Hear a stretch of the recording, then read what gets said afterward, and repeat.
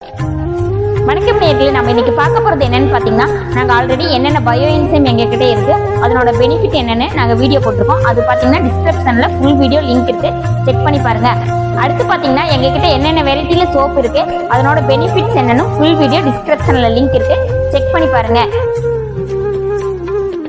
இந்த வீடியோவில் நம்ம என்ன பார்க்க போறோம்னு பாத்தீங்கன்னா, எங்ககிட்ட என்னென்ன வெரைட்டில ஆயில் இருக்கு, அந்த ஆயிலை வச்சு நாங்க என்னென்ன சோப் ரெடி பண்ணியிருக்கோன்னு பார்க்கலாம் வாங்க.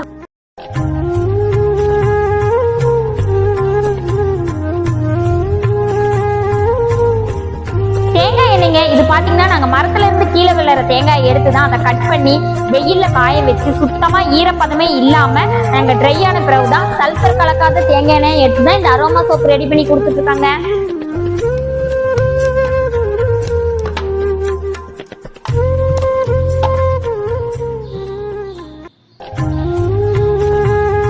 அடுத்து பாத்தீங்கன்னா கஸ்தூரி மஞ்சள்ங்க. இந்த கஸ்தூரி மஞ்சள் பாத்தீங்கன்னா காட்டு மஞ்சள்னு சொல்லுவாங்க.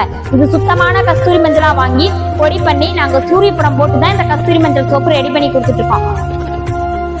ஆலோவேரா ஆயிலுங்க. ஆலோவேரா ஆயில் பாத்தீங்கன்னா கத்தாழை எடுத்து சுத்தம் பண்ணி அந்த பச்சையா இருக்க அந்த ஜெல்லெல்லாம் நீக்கிட்டு அதுக்கப்புறம் தேங்காய் எண்ணெய் கலந்து சூரியப்படம் போட்டுதான் நாங்க ரெடி பண்ணி கொடுத்துட்டு இருக்கோம்.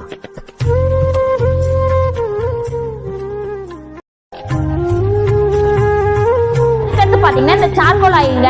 சார்கோல் ஆயில் பாத்தீங்கன்னா கறிக்கட்டை எதை வேணாலும் யூஸ் பண்ணுவாங்க. நாங்க பாத்தீங்கன்னா தொட்டாங்குச்சியில இருந்து தாங்க இந்த சார்கோல் ஆயில் ஆக்டிவேட் பண்ணி ரெடி பண்ணி கொடுத்துருக்கோம். இதோட ஃபுல் வீடியோ கீழே டிஸ்கிரிப்ஷன்ல இருக்கு, செக் பண்ணி பாருங்க. இந்த ஆயில் வச்சுதான் நாங்க சோப்பு செஞ்சு கொடுத்துட்டு இருக்கோம்.